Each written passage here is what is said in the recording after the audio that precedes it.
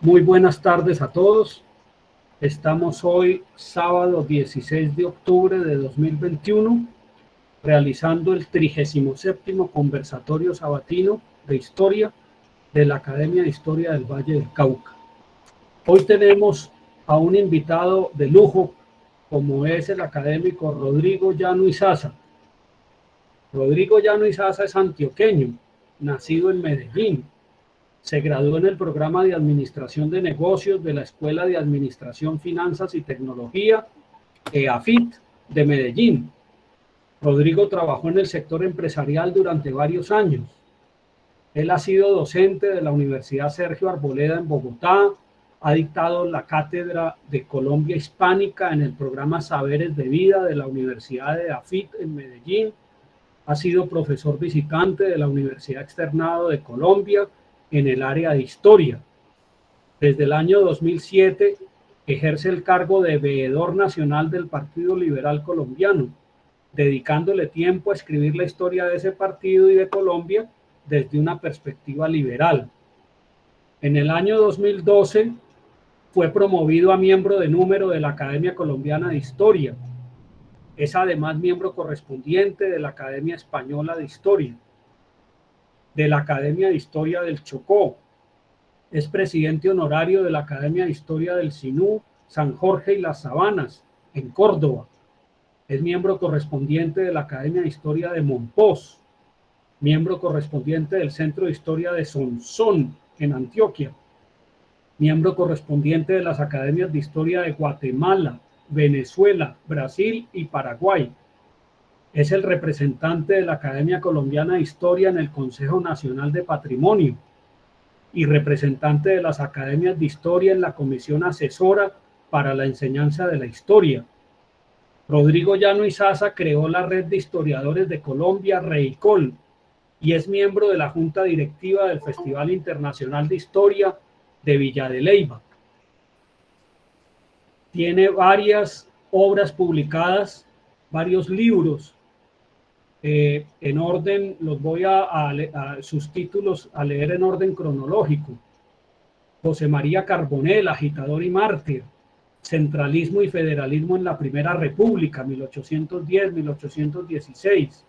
Los draconianos, origen popular del liberalismo colombiano. Ricardo Gaitán Obeso, mártir del liberalismo.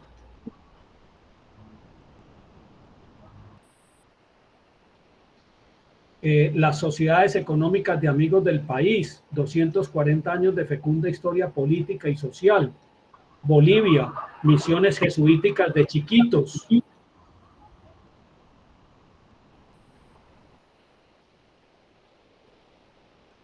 Sobre el Partido Liberal Colombiano ha escrito varias obras tituladas El Partido Liberal, Esencia del Cambio en Colombia, Historia resumida del Partido Liberal Colombiano, 350 años de ideología liberal, Historia de las ideas liberales, La división creadora, Influjo de las disidencias en el liberalismo colombiano, ¿Y usted por qué es liberal?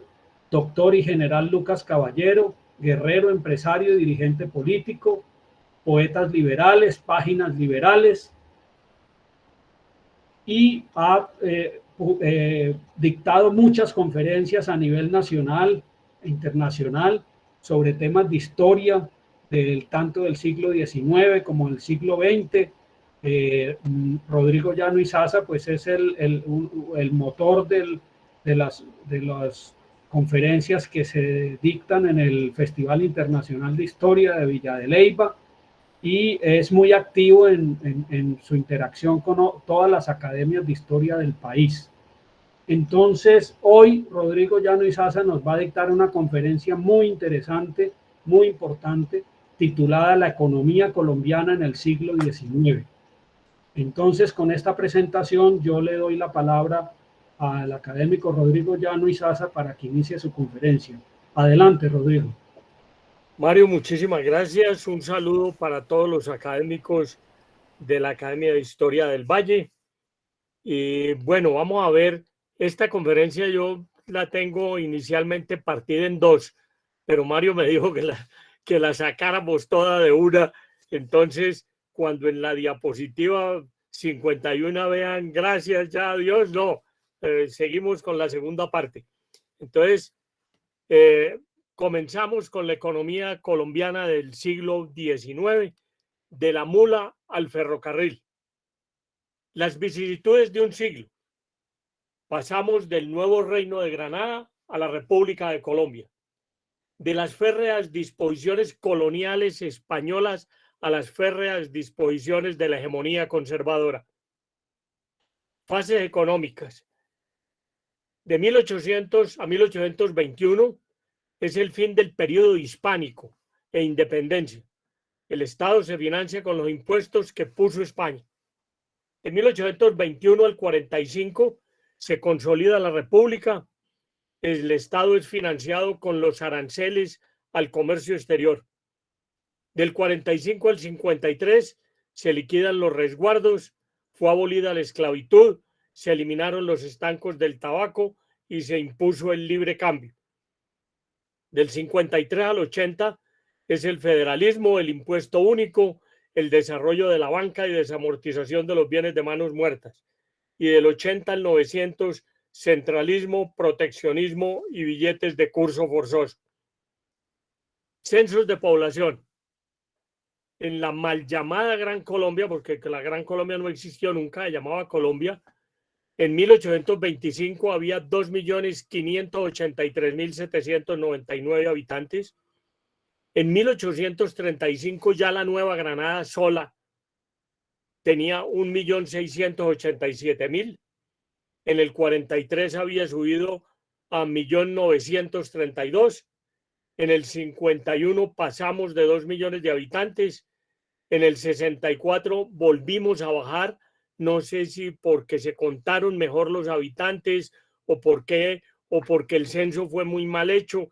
En todo caso, hay un bajón sustancial en la población de 500.000 habitantes, que no es una cosa que se puede explicar fácilmente. En 1870, ya como Estados Unidos de Colombia, estábamos casi en 2.700.000, y al comenzar el siglo XX, en 1905, ya teníamos 4,5 millones de habitantes. Los impuestos coloniales. El recaudo de impuestos era un oficio vendible a particulares. La bonanza que vivió la economía de España y sus colonias en América llegó a su fin por la invasión napoleónica en 1808. Los Borbones habían hecho un gran esfuerzo para reducir la carga impositiva que golpeaba a los granadinos particularmente, y de un 11% como porcentaje del PIB antes de Carlos III. Para 1810 se había rebajado a un 7% del Producto Interno Bruto. El contrabando era casi una obligación ante las restricciones establecidas por la corona y representaba aproximadamente el 15% del comercio legal, lo que permitía comprar a ingleses, franceses y holandeses principalmente, utilizando el camino de Jerusalén que comenzaba en Riohacha y llegaba hasta Mompox. En ese camino de Jerusalén, el virrey Espeleta le escribió a los alcaldes de Riohacha, Santa Marta, Cartagena y Tolú, preguntándoles si ellos sabían algo del camino de Jerusalén. Y todos contestaron, ni idea. Primera noticia. Este camino de Jerusalén, utilizando el oro en polvo que también se contrabandeaba en las minas, textiles, licores, calzado, etc. Salomón Kalmanovich ha calculado que el producto por habitante de la Nueva Granada era de 27 pesos plata contra casi 42 de México, y que la Nueva Granada exportaba para la misma época 2 millones de pesos plata, cuando el Perú exportaba 8 y México 18 millones.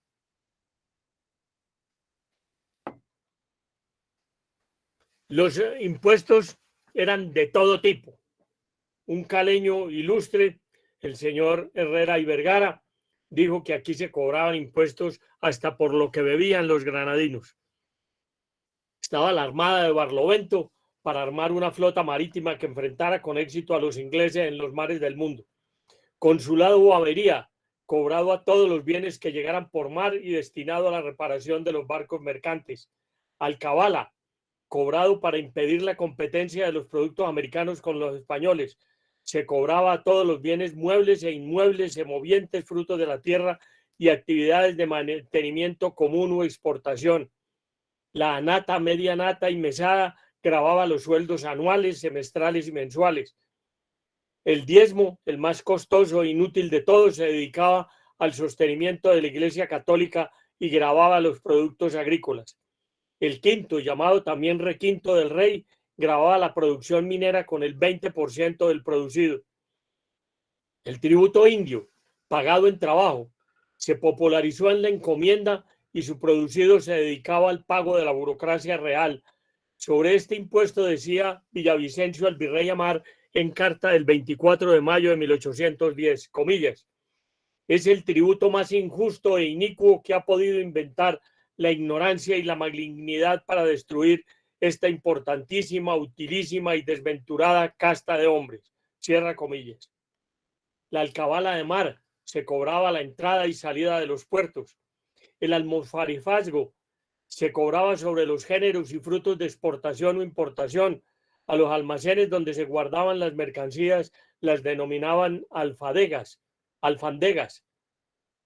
Aguardientes cobrados sobre su destinación, pulperías cobrados en las tiendas que vendían aguardiente o chicha, guías y tornaguías, venta y composición de tierras cobrado por cada título de propiedad que se expedía, la sisa cobrada en los mataderos de reses o de cerdos, derechos de exportación que fluctuaban entre el 2,5 y el 4,5 para los productos de importación y eran del 9,5 si eran para exportación, para impedir el comercio de los productos americanos en detrimento de los producidos en España.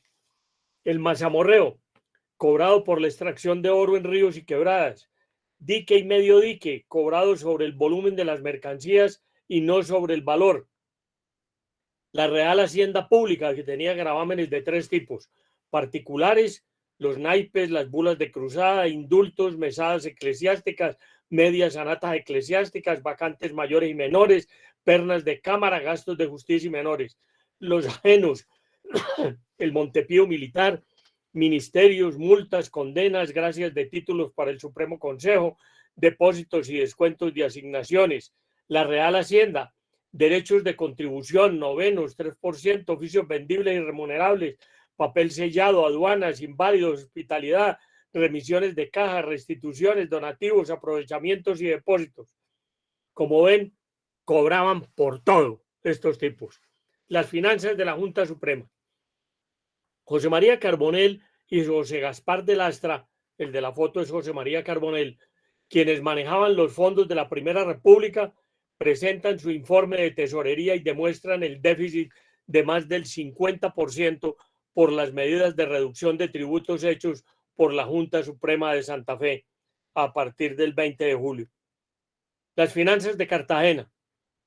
En 1811 la Junta, para poder subsistir, suscribió un préstamo entre los ricos de la ciudad. Las monedas que circulaban eran la macuquina y el cordoncillo. La macuquina fue la primera moneda fabricada en América, pero sus recortes permitió la falsificación. En 1812, la Junta de Cartagena emitió 300.000 pesos en billetes. Los billetes se desgastaban y fueron reemplazados por certificados de tesorería. Este es García de Toledo, el que está en la foto. En 1815 recurrieron a otro empréstito de 40.000 pesos. Compraron fusiles con una libranza de 4.000 pesos girada contra Nueva Orleans. Antonio Nariño y Álvarez. El 1 de septiembre de 1811 habló por primera vez del cobro de peajes por el uso de vías y caminos. Así que cuando salgan por una carretera y lleguen a un peaje, eso fue idea de don Antonio Nariño. El 10 de octubre de 1811, siendo presidente de Cundinamarca, le rebajó la ley a la moneda de oro, convirtiéndose así en el padre de nuestros devaluadores y en el primer hacendista de Colombia en recurrir a esta estratagema de finanzas públicas para financiar al Estado. Habló en la bagatela de la necesidad de conservar las salinas en manos del Estado y no privatizarlas para favorecer al pueblo. El 2 de octubre de 1812 dio inicio al comercio de armas al ofrecer la venta de parte del arsenal de Cundinamarca a todo aquel estado que tuviera recursos y necesitara armas para defenderse. Es entonces el primero que conserva un bien público en manos del Estado. El primero que comience el comercio de armas en Colombia. El precursor de los golpes de Estado, Carbonell, el 19 de septiembre de 1811.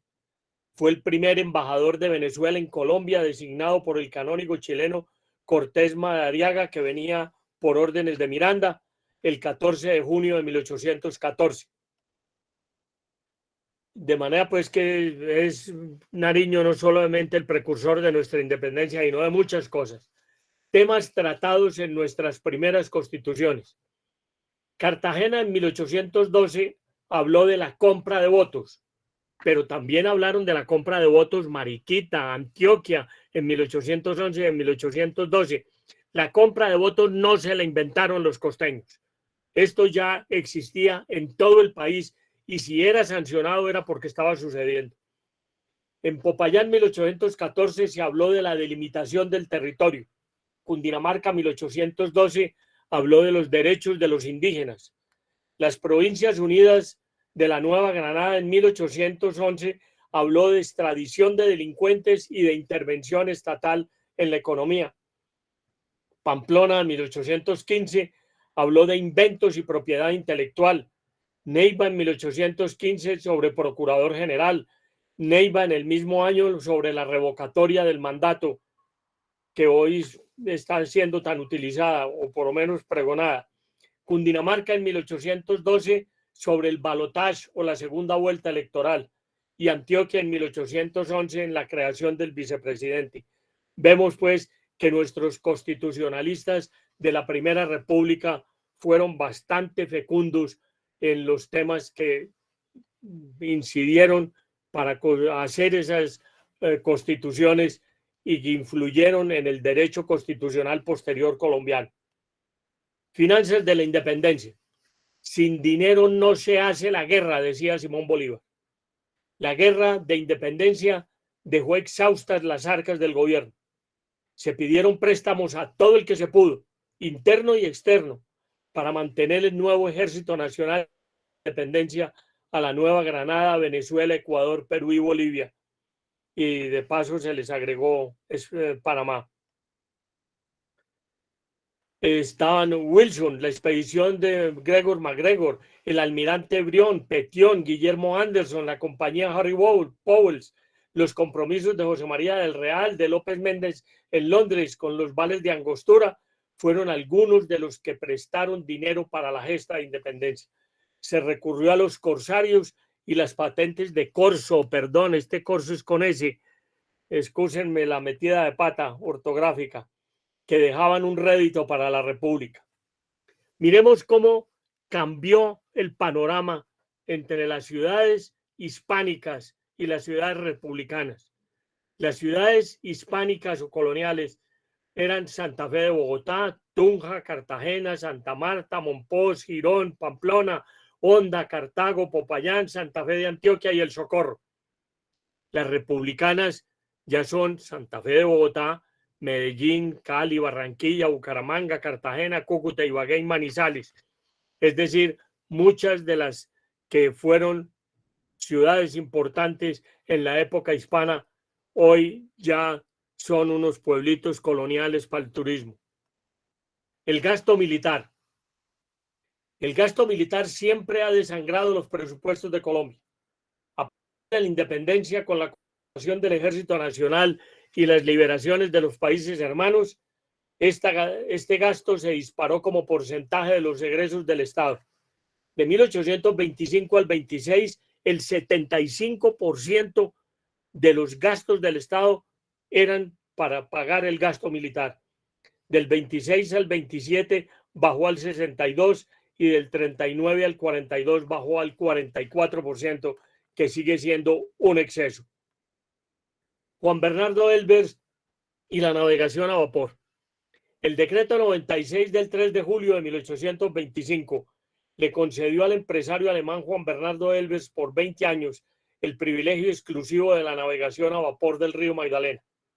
Fidelidad, Santander y Gran Bolívar fueron los primeros vapores, pero solo hasta el primer gobierno de Mosquera se reguló la navegación fluvial a vapor. El canal del dique. El 24 de junio de 1650, después de 6 meses de trabajo y haber roto el dique que separaba el río Magdalena con las ciénagas y caños que casi llegaban hasta Cartagena por un antiguo camino indígena, se dio vida al llamado Canal del Dique, que une a Calamar con el Océano Atlántico en el sitio de Pasacaballos. Estos son los brazos del río, el brazo de Mompox y el brazo de Loba. En ese comienzo del siglo XIX, el gran caudal del río Magdalena corría por el brazo de Mompox. Después, aparentemente, por algunos movimientos telúricos, el río dejó de correr por ahí y empezó a correr por el brazo de Loba. En el brazo de Mompox, obviamente la principal ciudad es Mompox, por el brazo de Loba la principal ciudad es Magangué, que seguramente va a tener un desplazamiento por el puente de Yati, que atraviesa el río Magdalena y que ya no hay que pasar el río en lanchas para ir a Mompox. Estos pues son dos. Esta es la iglesia de Santa Bárbara en el puerto de Mompox, y aquí a la derecha tenemos a Magangué y su iglesia toda blanca, bellísima. El brazo de Mompox tiene una longitud de 110 kilómetros. Dejó de ser caudaloso a mediados del siglo XIX, lo que le quitó la importancia que siempre. Hoy solo es navegable con embarcaciones menores de abril a noviembre en la época de lluvias. Magangué, por el brazo de Loba, recibe la desembocadura del río Cauca. Su principal puerto es Magangué. Allí nació el mito del hombre caimán, que después se trasladó a la población de Plato. Y la canción comienza así: voy a comenzar mi relato que en la población de Plato se vio un hombre caimán. Empréstitos y deuda externa. En abril 7 de 1815, por primera vez el país recurre al endeudamiento externo. El estado de Cartagena de Indias libró una letra a favor del comerciante jamaiquino Tomás Macitey por mercancías adquiridas en Jamaica por el delegado gubernamental José María Pasco. En 1839 se repartieron la deuda externa de la Gran Colombia, de Ecuador, Colombia y Venezuela, o Ecuador, Nueva Granada y Venezuela. Colombia asumió el 50%, pero la Nueva Granada asumió el 50% de la deuda de esa unión de los tres estados. La deuda externa adquirida fue de 31.8 millones de pesos, 20 veces los ingresos públicos de ese año. También le tocó al país asumir 19,9 millones de pesos de deuda interna. Endeudamiento interno. En agosto 29 de 1811, la Junta de Cartagena recurrió a un empréstito interno hecho por don Juan de Casamayor por un valor de 30.000 pesos. En septiembre 27 de 1811, Antioquia le otorga a Cartagena un préstamo de 10.000 pesos, lo mismo que a Popayán. Moneda falsa y evasión fiscal.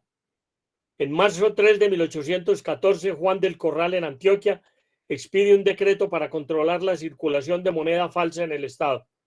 En julio 30 del 14, también en Antioquia, Dionisio de Tejada multa con 100 pesos fuertes a quienes evadían el pago de impuestos.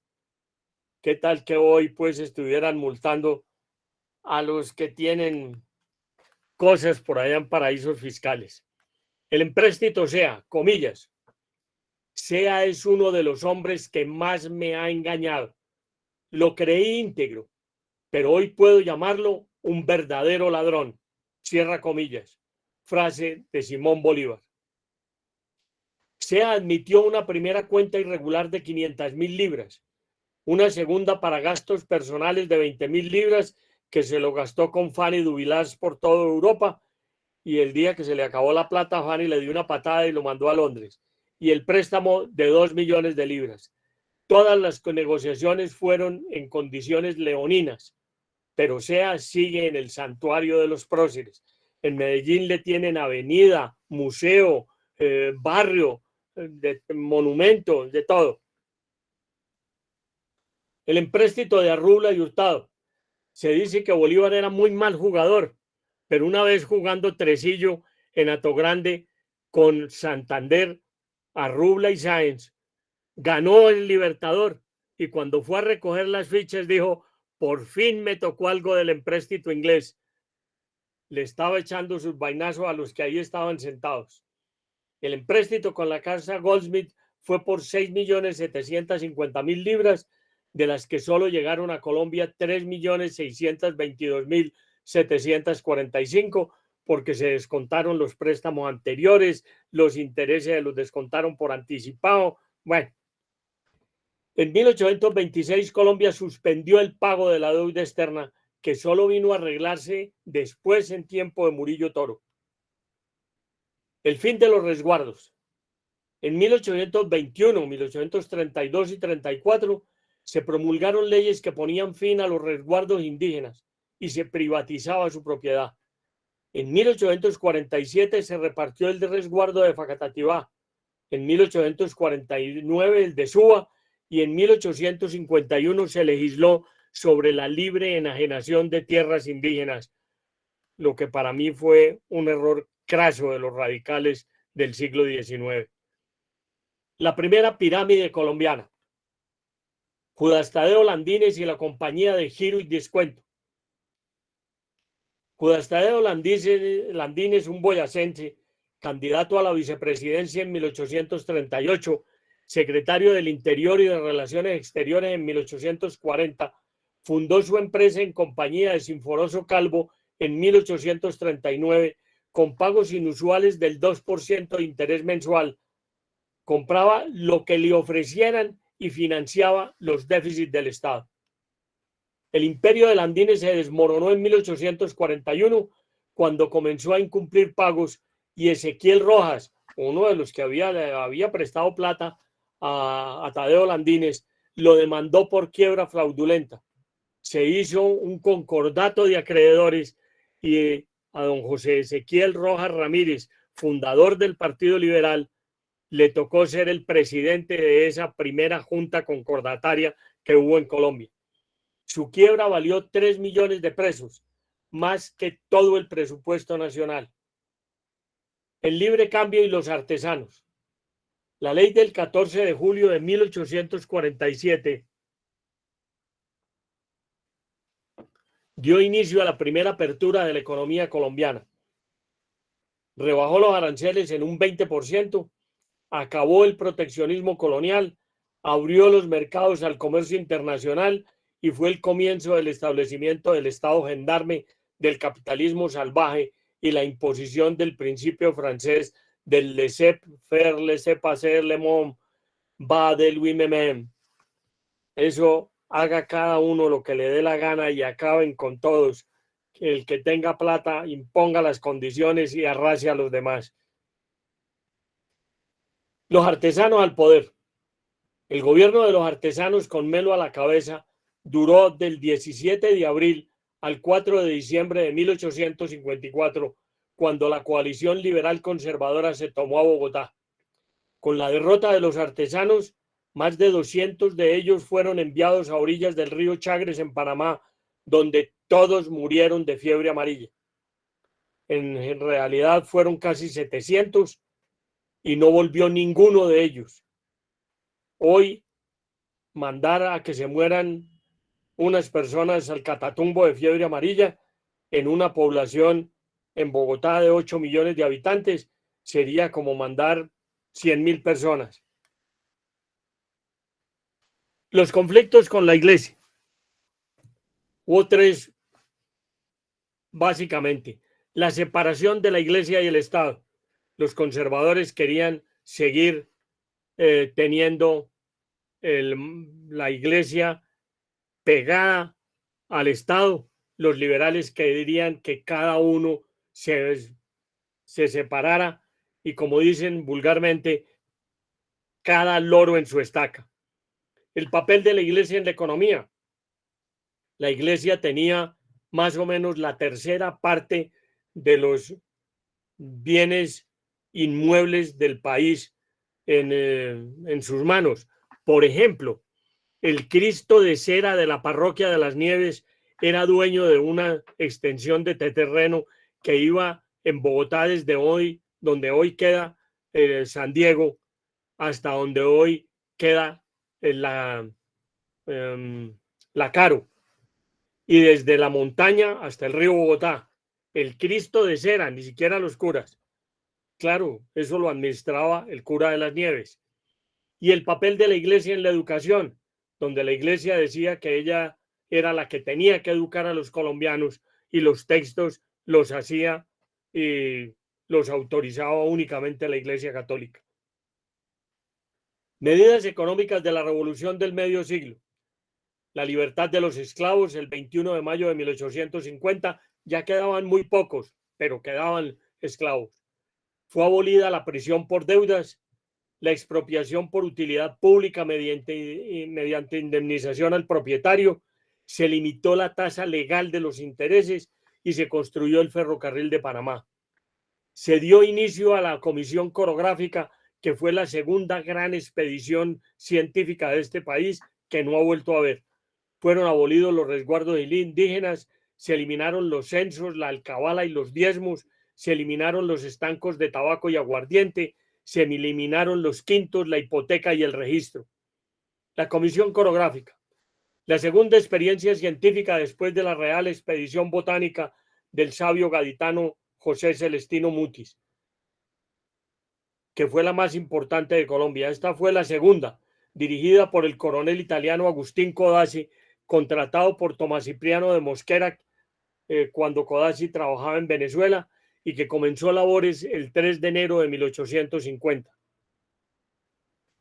La desamortización de bienes de manos muertas. La primera desamortización fue la que hicieron Mosquera y Florentino González en 1847 sobre censos eclesiásticos, pero exigía la voluntariedad del dueño. La segunda desamortización la hizo José Hilario López en 1852. Se paga al Estado el 50% del censo y desaparecía la deuda, y el Estado pagaba un interés del 5% a perpetuidad sobre el 100% del valor del censo. La tercera desamortización, que fue la más fuerte de todas, la que hicieron Mosquera y Rafael Núñez en 1861, presentaron como redistribución de la propiedad lo que era un recurso fiscal para enjugar un déficit del 20% del presupuesto nacional. Se subdividió la propiedad y se dieron plazos de pago, y se suprimió la fianza personal para la adquisición de estos bienes que la Iglesia castigaba con la excomunión. Los bienes desamortizados incluían bienes raíces, censos y semovientes.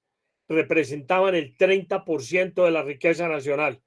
Mosquera y Rafael Núñez tomaron la medida el 9 de septiembre de 1861, aquí hay un error, como un arbitrio rentístico. Los bienes de manos muertas estaban por fuera del torrente económico de la nación. No se podían comprar ni vender y no pagaban impuestos. Francia desamortizó en 1789 y España en 1808. La desamortización duró de 1861 a 1877. Produjo recursos por 20 millones de pesos y dio origen al sistema bancario colombiano. No todo se pudo desamortizar, porque unos 2 millones de pesos en bienes estaban en manos de testaferros, siendo Antioquia la que más utilizó este sistema. A ver qué esto está sonando.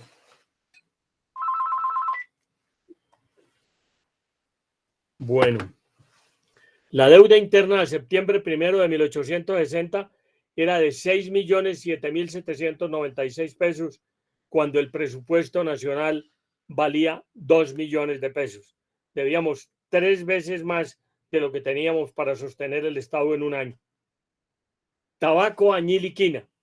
En 1851 se comenzó a cultivar en gran escala el tabaco en Ambalema, Palmira, Girón y Carmen de Bolívar.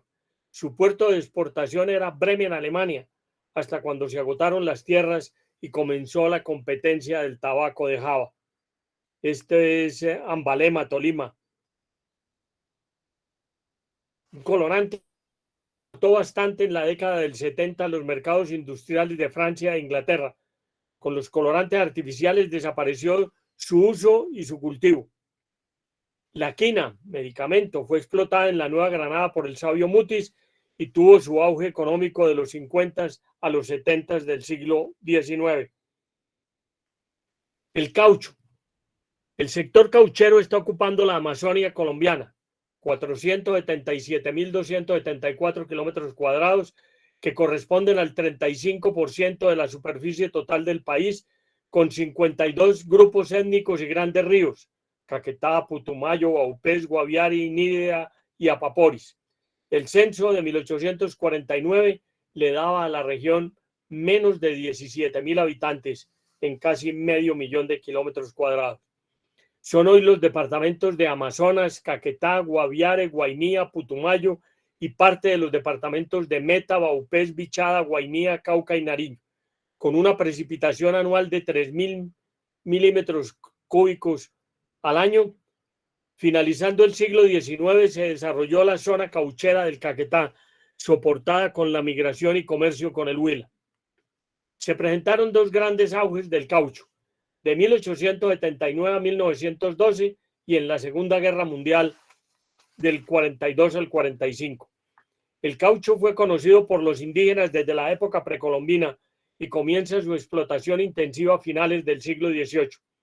Florencia, Mocoa, San Vicente y Puerto Rico crecen a la sombra del caucho. Su auge se debe a los descubrimientos de Charles Goodyear en 1839 de la vulcanización y John Boyd Dunlop de la llanta con cámara de aire. Reemplaza a la quina como producto exportable colombiano y está ligada a las peores atrocidades cometidas contra los indígenas nuestros. Jugué mi corazón al azar y me lo ganó la violencia, decía la vorágine. Los primeros explotadores colombianos son el después presidente Rafael Reyes Prieto y sus hermanos, la llamada Casa Elías Reyes y Hermanos, quienes obtuvieron privilegios de explotación en el Alto Caquetá y el Putumayo y se asociaron con la Casa Arana. Benjamín Larrañaga, Crisóstomo Hernández y Julio César Arana se destacaron por sus explotaciones comerciales a finales del siglo XIX, esclavizando a huitotos, andaquíes, boras y nonuyes. El abandono del Estado permitió la violencia. Efemérides del caucho. En 1878 la Casa de los Hermanos Reyes comienza operaciones. En el 85 comienza la extracción industrial del caucho. En el 86 Julio César Arana con Benjamín y Rafael Larrañaga comienzan su explotación del látex. En 1887 es fundada la Compañía del Caquetá. En el 90 comienza operaciones la Compañía Cauchera Calderón en el Putumayo. En el 900, con el decreto 645, permite la explotación privada de las tierras baldías. El telégrafo.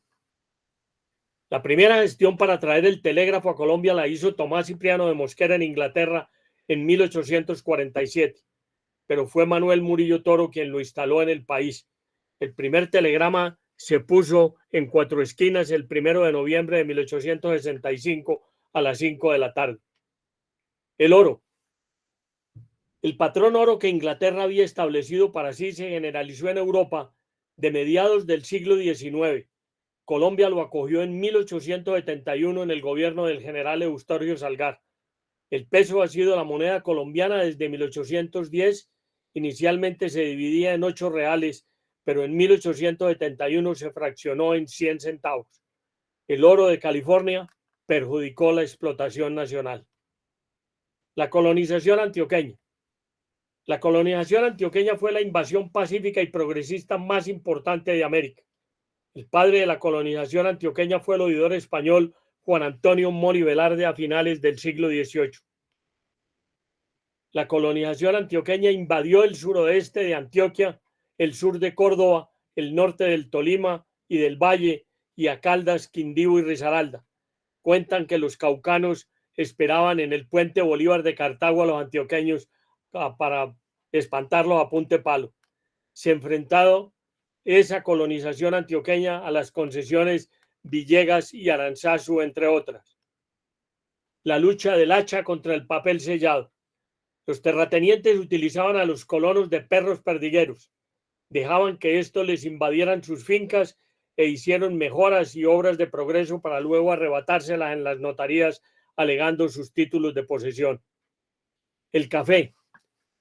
Colombia es café o no es, decía Luis Eduardo Nieto Arteta. En 1723 en Santa Teresa de Tabaje, en las orillas del río Orinoco, los jesuitas sembraron por primera vez el café en Colombia. En 1736 se le sembró en el seminario de Popayán. ¿Qué sería de Colombia sin Ana Molina? Pero la siembra en forma masiva comenzó en Salazar de las Palmas, norte de Santander, a mediados del siglo XIX, cuando el padre Romero, que después fue párroco en Bucaramanga, le puso de penitencia a Ana Molina, quien sabe qué pecado había cometido Ana Molina, a hacer un sembradío de café que esta mujer convirtió en su negocio. Al finalizar el siglo, el café ya producía más de 4 millones de pesos oro y representaba el 34% de las exportaciones totales de la nación. Acordémonos que hubo una época en los primeros 50 años del siglo XX que el presidente que no supiera de café no era capaz de manejar la economía colombiana. Mujer y economía.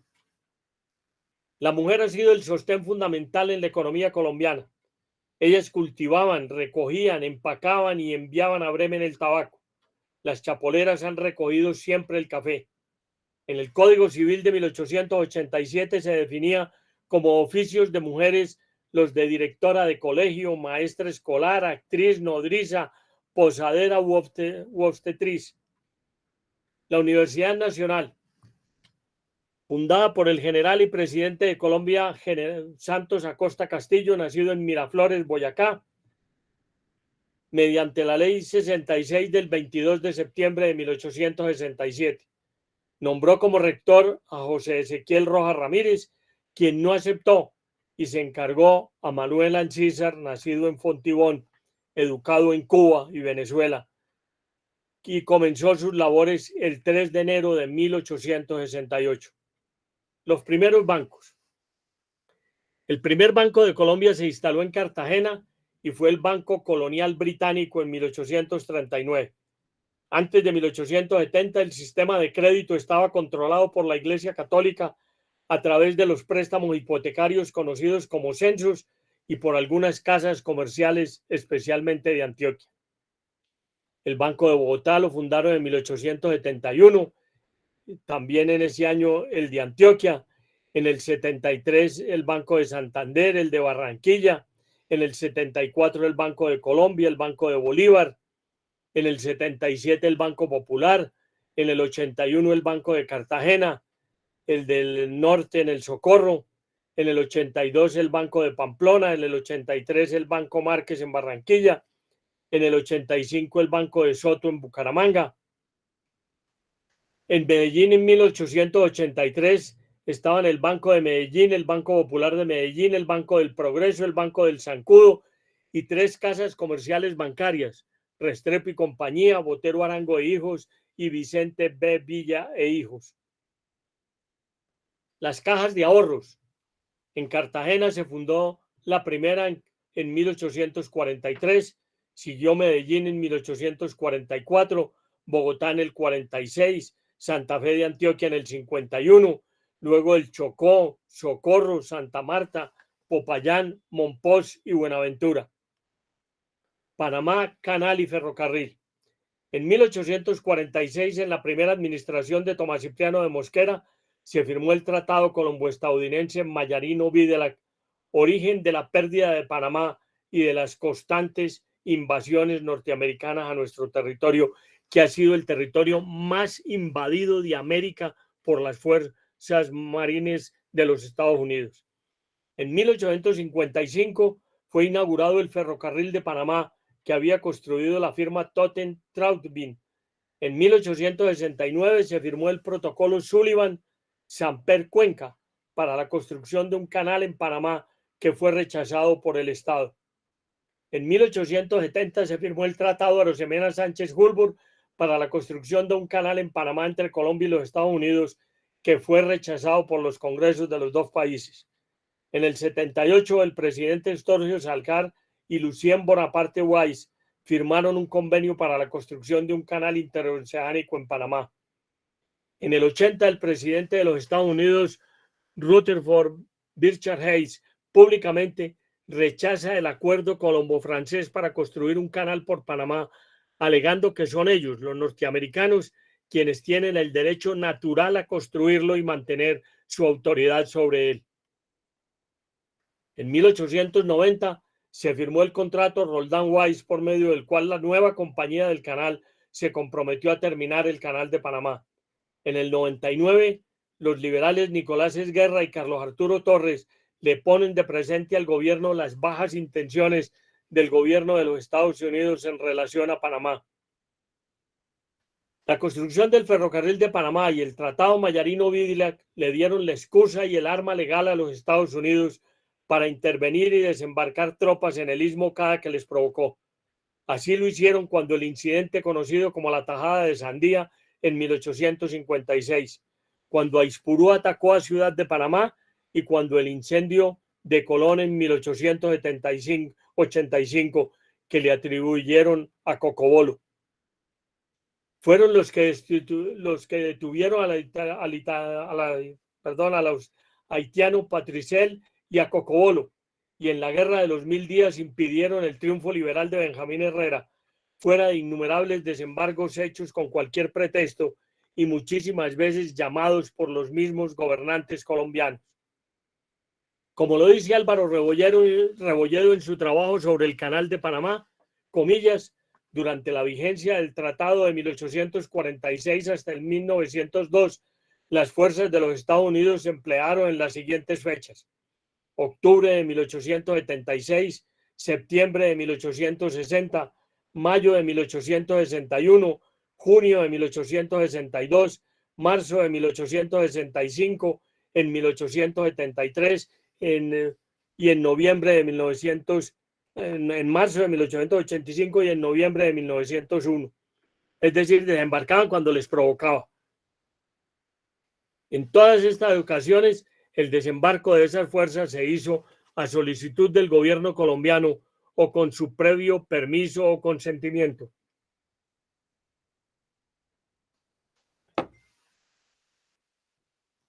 Los Caminos de Hierro. ¿Ustedes se acuerdan quién es este bandido?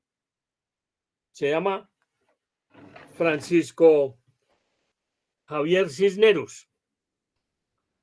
Construyó un montón de ferrocarriles y se enriqueció no cumpliéndole y demandando a los estados que lo contrataban.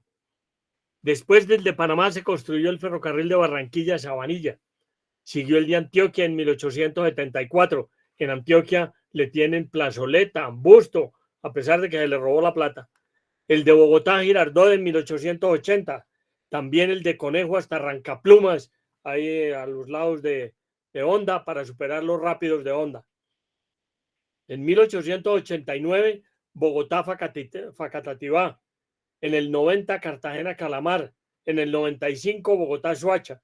No había la idea de un ferrocarril que le sirviera a toda la nación y por eso se hacía a pedazos en cada región. El Banco Nacional, creado mediante la Ley 139 de 1880 por Rafael Núñez, con la facultad exclusiva de la emisión de billetes. El decreto 360 de 1885 suspendió la convertibilidad del billete. La guerra del 85 dio pie al gobierno para reemplazar la caída de ingresos fiscales con la emisión irresponsable de billetes. Hicieron lo que les provocó con el Banco Nacional y lo tenían como una caja de bolsillo. La Ley 87 del 86 reiteró el carácter de moneda legal de curso forzoso los billetes del Banco Nacional. La Ley 57 de 1887 prohibió a los bancos particulares el derecho de emisión. Esta moneda que ven aquí tiene a doña Soledad Román en la efigie. en la cara de la moneda. Y la gente, por lo que había pasado en Panamá, llamó a esta moneda la cocobola, por el cocobolo que habían ahorcado en Panamá y de los cuales pues era responsable Rafael Núñez, marido de doña Soledad. El Banco Nacional, emisiones del Banco Nacional. En 1884 emitieron 2 millones. En el 86, 7 millones. En el 87 implantaron el dogma de los 12 millones. En el 89 y siguientes fueron las emisiones clandestinas que obligaron a la liquidación del banco en 1895 y que desbordaron la inflación como no se volvió a ver jamás en Colombia. En 1886 había billetes por 4 millones de pesos. En el 96 el monto subió a 53 millones. En solo 10 años multiplicaron por 13 o 14 la emisión de los billetes. Y al término de la guerra de los 1000 días llegaba a 847 millones de pesos, lo que ya se imaginarán lo que produjo como inflación eso de estar con la maquinita de impresión de billetes dándole para financiar la guerra, porque la guerra la ganaban quienes emitían billetes y quienes controlaban las aduanas. Esos eran los dos grandes frentes que había que controlar cuando había una guerra para poderla ganar. Las guerras civiles nacionales, 1839 a 41, la guerra de los supremos o la guerra de los conventos. La del 51, los conservadores contra las reformas del medio siglo y la liberación de los esclavos. En el 54, las oligarquías liberal y conservadora contra Melo. En el 59 y 62, Mosquera triunfante derrota a los conservadores. Del 76 al 77 es la guerra religiosa. En el 85 el liberalismo contra Núñez. En el 95 el liberalismo contra la Constitución del 86 y en el 99 al 1902 la guerra de los 1000 días. Las interestatales. En la época radical hubo la siguiente revuelta en los estados. Del 64 al 66, Cundinamarca, Cauca y Panamá. Del 66 al 78, Cundinamarca. Del 78 al 70, Cundinamarca y Panamá. Del 70 al 72, Cundinamarca y Boyacá. Del 72 al 74, Panamá. Del 78 al 80, Panamá, Antioquia, Cauca, Magdalena y Tolima. Los que hablan de 800 revueltas nos pueden hacer la lista. No se han encontrado sino esas. Guerras internacionales. Colombia derrota al Ecuador. Juan José Flores invadió el sur de Colombia y el Congreso ecuatoriano declaró la anexión al estado del estado del Cauca al Ecuador el 22 de julio de 1831. Flores, derrotado por José María Obando, firma un tratado de límites en Pasto el 8 de diciembre de 1832 y se retira al otro lado del río Calchi, fijado como límite territorial.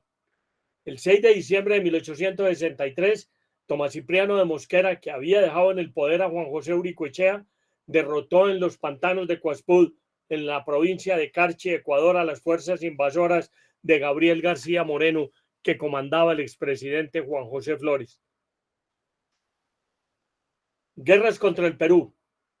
La Gran Colombia derrota al Perú en la batalla de Saraguro, febrero 13 de 1829, y en el Portete de Tarqui, donde los peruanos firmaron el Convenio de Girón, y luego el 10 de julio de 1829 el armisticio de Piura. Lo que no perdimos en los campos de batalla, lo habríamos de perder en los convenios diplomáticos. Así era nuestro mapa. Nosotros arrancamos en la costa de la Mosquitia. Fíjense que Nicaragua no llegaba al Atlántico, no se asomaba al Atlántico en esa época, porque esto era propiedad colombiana. Después de toda esta costa de la Mosquitia, teníamos a Panamá en este terreno. En esta parte, nosotros por el río Arauca llegábamos hasta el Orinoco, lo perdimos.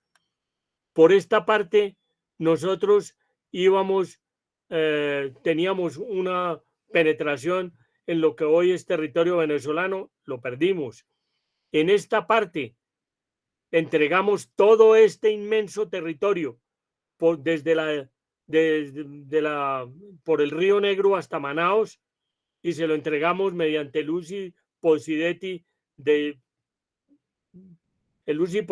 no juris, sino de facto al Brasil. Entregamos todo el territorio del Napo, del Putumayo hasta el Napo al Perú después de que... Y en este punto, en Castilletes, tenemos la única costa seca del mundo. Alguien que ponga el pie en el mar ya está en territorio venezolano. Y acuérdense el problema de la fragata Caldas en el gobierno de Virgilio Barco, porque nosotros estamos pidiendo la línea media en esta parte, pero como el gobierno conservador de Urdaneta, mediante la nota del canciller Holguín, les entregó a los venezolanos la soberanía de los islotes de los monjes, pues ellos trazan la línea por aquí en línea recta y no por la línea media como pretende Colombia. Ese es otro terreno que hemos perdido. Hemos perdido el 40% del territorio y a nadie le importa. Recortes territoriales. Con Nicaragua, presidente de Colombia, Miguel Abadía Méndez, conservador, 1928, Tratado es Guerra Bárcenas, perdimos la Mosquitia y las islas de Mangle Grande, Mangle Chiclo y Clayos de Albuquerque. Con el Perú, siendo presidente de Colombia, Jorge Holguín Mayarino, conservador, 1922, Tratado Lozano-Salomón, perdimos el acceso al río Napo. Aquí hay una bibliografía mínima de las cosas que hemos dicho en toda esta exposición. Muchísimas gracias. Ha sido un repaso sobre la geografía, sobre la economía, sobre la historia de primero la Nueva Granada y después los Estados Unidos de Colombia y la República de Colombia, en la cual les agradezco muchísimo su comprensión y su atención.